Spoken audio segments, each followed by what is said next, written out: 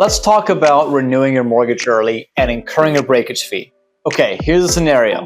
Someone had a 5.89. I know, not a great rate, but it was a great rate 3 years ago, and they had 20 months left on their mortgage. Rates right now are below 4%. So the difference of breaking early and going from a high fives to a high threes for a mortgage of about $900,000, pretty significant. So he was going to save just over $1,000 a month of payments if he switched early. Now there was a breakage fee, but when we did the math, based off the gains he would get per month in these 20 months he could get a head start on, he would pay off that penalty and more way before the break-even point. So it was just over a year. So there was clear math on even with a breakage fee, they would be more profitable, check.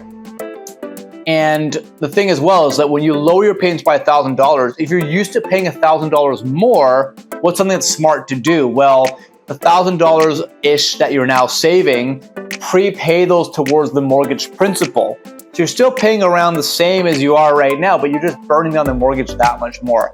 Now, if cash flow is your concern, you need the money for something else, of course, save the $1,000 and use it for something else. So anyways, that was the big win, and people still don't process it like that is a win. Now, the biggest objection I've gotten on breaking early is like, well, wait a sec, rates are going down. So what if I waited for the rates to go down a little bit more? He's like, what if the rates were 2.75, so a percentage lower when I renew in 20 months? That's a valid question. I ran the math for literally an hour to show, let's say there's two horses in a race, right? One is the 2.75 horse that doesn't start running till 20 months from now. And then you're saving $1,000 with the other horse now if you break early and you get the 3.99 versus the 3.89.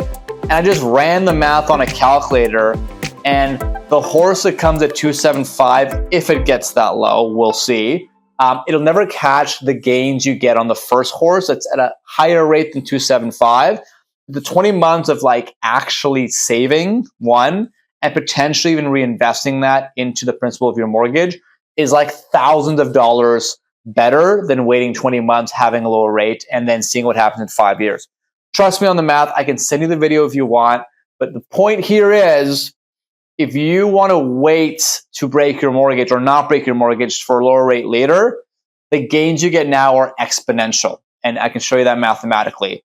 So don't let a carrot in the future freeze you. Now, again, if you're like, oh, but there's a big penalty, there might be. Let's run the math. And again, with this individual, they could break even on the penalty. I think it was in 10 months. So they break 20 months early, they break even in 10 months, and then for another 10 months, they're just cashing $1,000 of profit, right? In other words, not paying extra. So all in all, it's not too late to break a mortgage early, and every scenario is different. So by all means, do your math and ask the hard questions, but just don't make false assumptions and don't be lazy, right? Talk to me. I can take the laziness off your plate. We've got a good system for it, and let's see if it makes sense. Hopefully that gets your brain going, and just don't stay stagnant. You can always be proactive, as you know, in anything in life. So I would love to have an opportunity to chat with you and see where things go. Thanks for tuning in. I'll see you in the next video.